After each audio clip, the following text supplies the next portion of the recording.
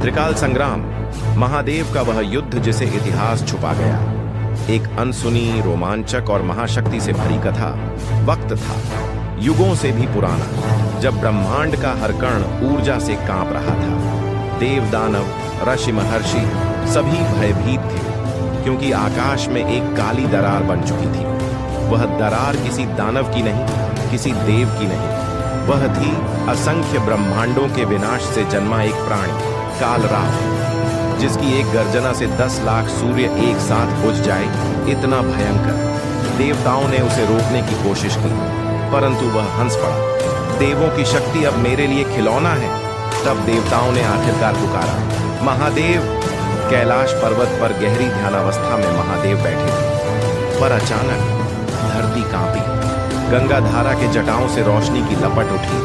पार्वती जी बोली, स्वामी, यह कैसी अशुभ ध्वनि है।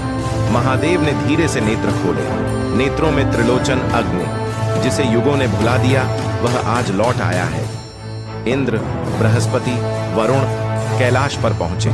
उनके चेहरे भय से सफेद। इंद्र बोले, त्रिलोकनाथ, कालराव ब्रह्मांड को निगलने आया है। महादेव ने शांत स्वर में कहा, मेरे रहते कोई भी शक्ति प्रलय नहीं ला सकती। कंपन से कांप, और वे खड़े हुए। ब्रह्मांड के शून्य में एक विशाल ऊर्जा तूफान उठा और उसके बीच कालराव प्रकट हुआ।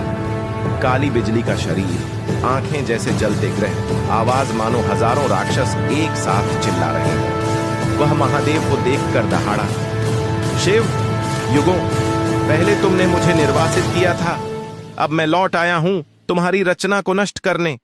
महादेव शांत मुस्कुराए। रचना बचाने के लिए संहार बनकर आना पड़ता है। महादेव ने त्रिशूल उठाया। क्षण भर में वह अनंत आकार में बदल गया।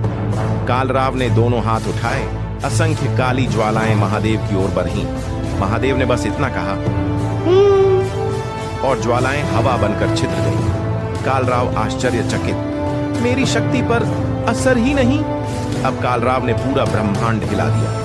आकाश लाल हो गया, ग्रह टूटने लगे। महादेव बोले, तुम युगों से सोए थे, पर मैं अनंत हूं। और फिर रुद्र रूप प्रकट हुआ। 11 रुद्र एक साथ एक ही महाशक्ति। ध्वनि आकाश फाड़ने लगी। जय रुद्र। त्रिशूल और काल अग्नि टकराए। पूरा अंतरिक्ष सफेद हो गया। कालराव ने अपनी अंतिम शक्ति निकालते हुए कहा, मैं समय का अंत हूं। महादेव हंसे, समय मेरा ही अंश है। और उन्होंने तीसरा नेत्र खोला। जैसे ही तीसरा नेत्र खुला, कालराव का विशाल रूप पिघलने लगा। कालराव चिल्लाया, नहीं, शिव,